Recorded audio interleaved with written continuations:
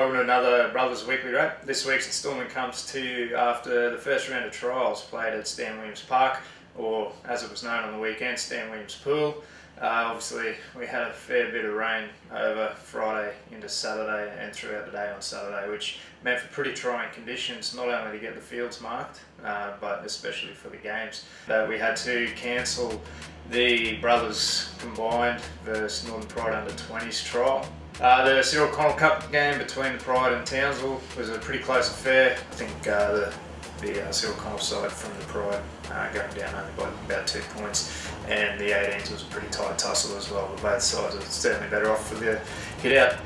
In the main game, very trying conditions, very wet, on a quagmire. The game was never really going to reach any great heights, but in saying that, both coaches were really happy with the performances of their side.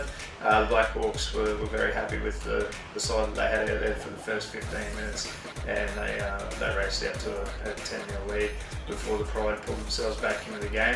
And Pride coach Jarrett Kelly is very happy with the show of depth from within the club, especially their ability to kick away in the second half to run out eventually 38-14 winners. What was most pleasing from our point of view was the performances of our brothers allocated players. Obviously we've got local junior PJ Webb, who was again always very strong, as was Lockie Parmenter. Lockie's really pushing hard for that final contract position, and I think he's given himself every opportunity. He's been very good in the 2 trials that they've played so far.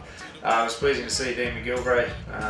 He was really keen to get in and get amongst the work, take a couple of those tough carries out of their end, and defensively he was very solid. Showed a nice set of hands there early on to set up one of the Pride's first couple of tries as well, which was good to see.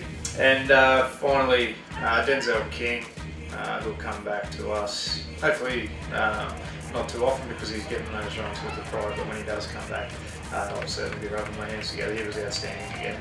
Out of 9, looked very sharp and created a lot of opportunities, so it was fantastic to see.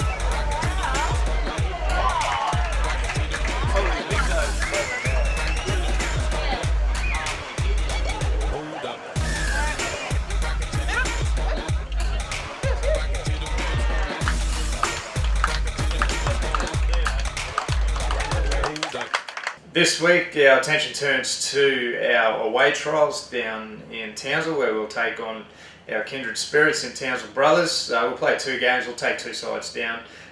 2 combined sides, neither stronger than the other.